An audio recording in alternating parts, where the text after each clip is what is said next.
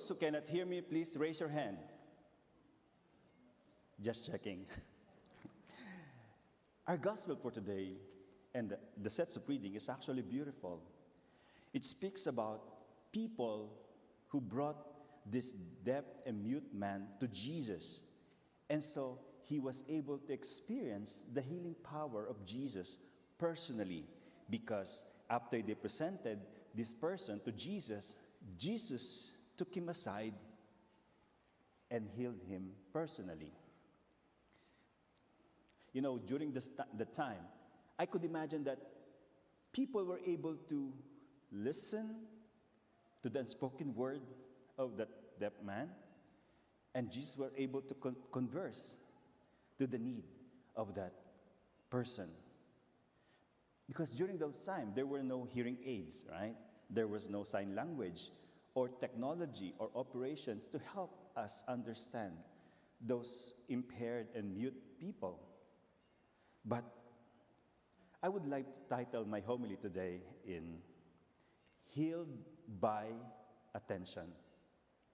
So people are healed because of the attention we give to them.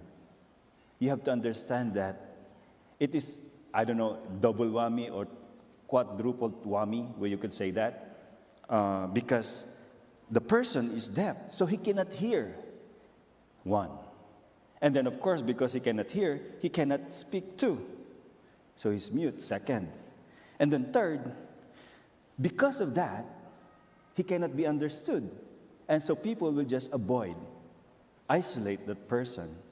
And then fourth, that kind of impairment is actually unnoticed. It's hard to distinguish until such time you say, oh, that person cannot cannot speak and cannot hear. So how hard it is for that person. But the good thing is, there were sensitive people who knows the suffering of that person, and Jesus was also sensitive to give in to that person. And so, the person was healed because of the attention of the people gave him. That's clear. But more profoundly is the second one. Those people were also healed because of that attention they themselves had given to that person. How is that possible?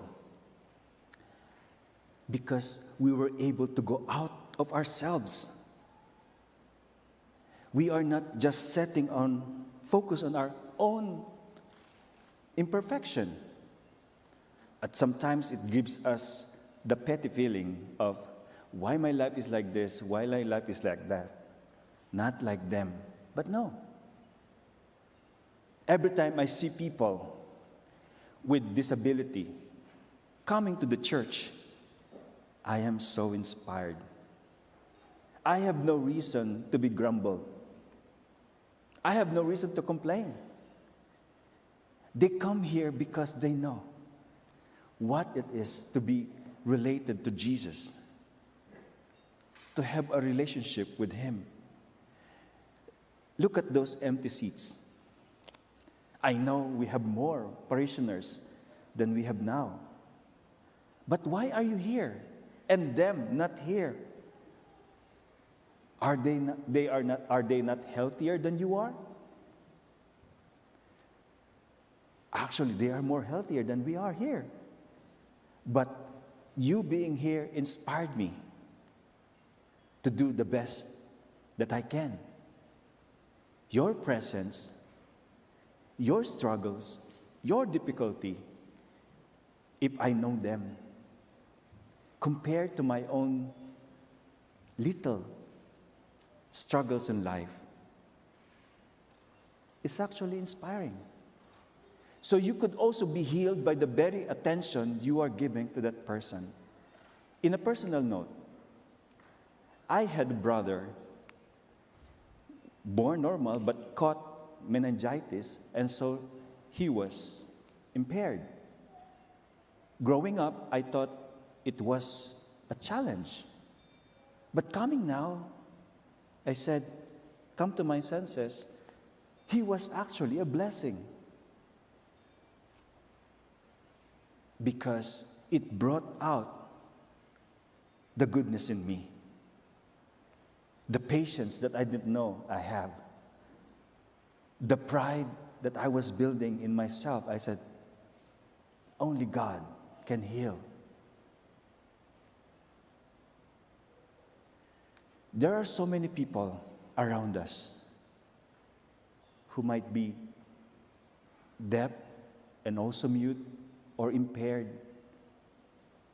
Let us give attention to them so that we will not just be focused on our own difficulties and problems.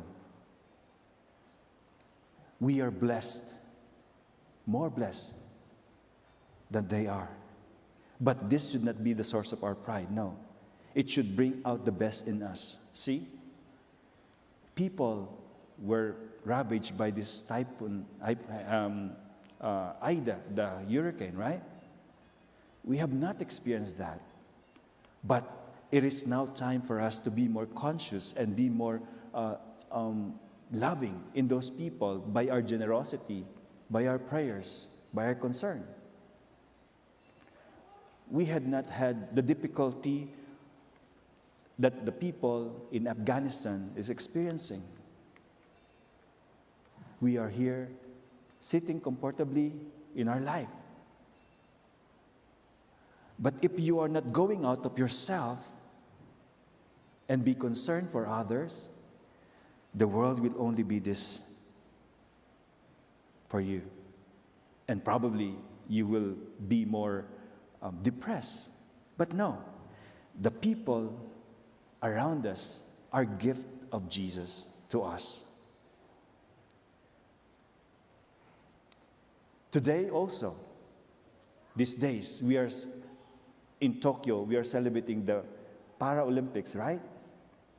I am more inspired by those people who was able to embrace their own condition and yet able to rise from the occasion, achieve a lot of things in their life. I am not impaired.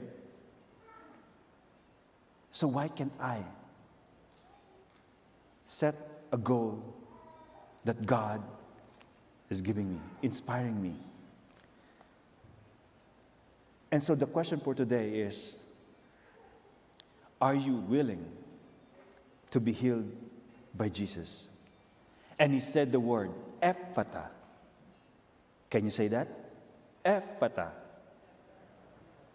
Ephphatha. I wish and I pray that God will open your mouth, right?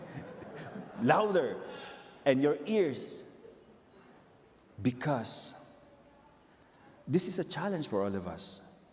Not just to open our ears and our mouth, but also our heart to those who are most in need around us. We have felt how it is to be isolated, to be discriminated. But those who are impaired, special needs, so many times they have experienced that. They have created the sign language. And I love this parish because we have that ministry for the deaf and mute. They have that sign language during the Mass.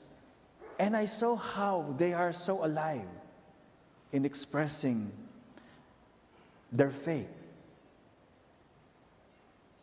so that others can see how they will profess their faith. But the challenge is, we who can hear, we can speak, why can't we say loudly our faith? Why cannot we live our faith more convincing? This is a challenge for all of us. And during this Mass, as we hear the Word of God and receive the Eucharist, let us allow God to touch us personally, to heal what is not well with us, to open our ears, our mouth, and our hearts to proclaim that God is love. I want to end my homily with a story.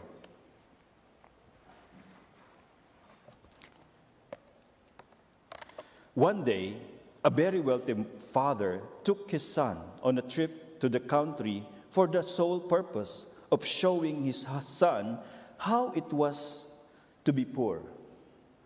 They spent a few days and nights on the farm of what would be considered a very poor family. After they returned from the trip, the father asked his son how he'd liked the trip. "It was great, Dad," the son replied. "Did you see how poor people can be?" The father asked. "Oh yeah," said the son. "So what did you learn from the trip?" asked the father.